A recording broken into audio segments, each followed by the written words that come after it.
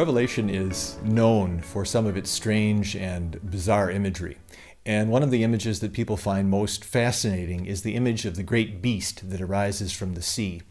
It's a beast that is pictured with 7 heads and 10 horns, and it rises from the sea and exerts a kind of tyranny over the peoples of the earth.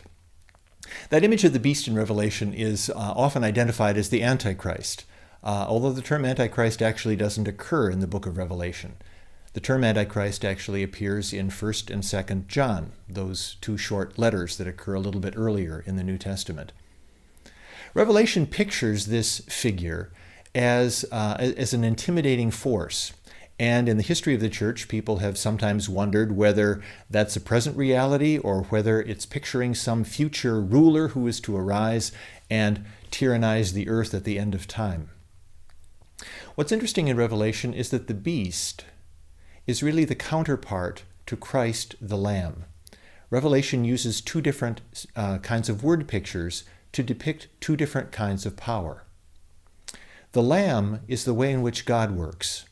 The Lamb who was slain, whose blood set us free to be people of God, that's the way in which the power of God is exercised, through the suffering and death of the Lamb, which redeems people to serve God. The beast is everything that the Lamb is not. The beast is tyrannical. It's horrific. Where the Lamb connotes meekness and self-sacrifice, the beast connotes terror.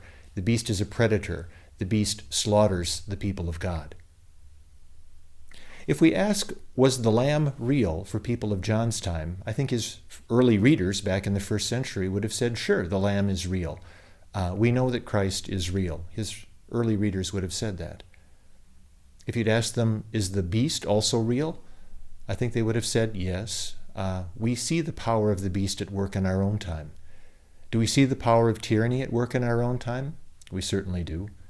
Do we see the power of violence at work in our own time? We certainly do.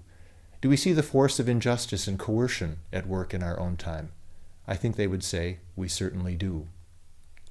What John does by portraying the beast and the Lamb as opposites is to really pose a kind of question for his readers.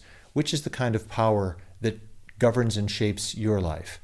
Is it in being claimed by the Lamb? Is that what gives shape and direction to your life? Or is it being owned by the beast? Is that what gives shape and direction to your life? The sense is that the one who is dominant makes all the difference.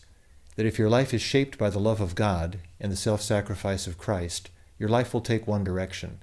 If it's shaped by tyranny and oppression, it's going to be a very different kind of life.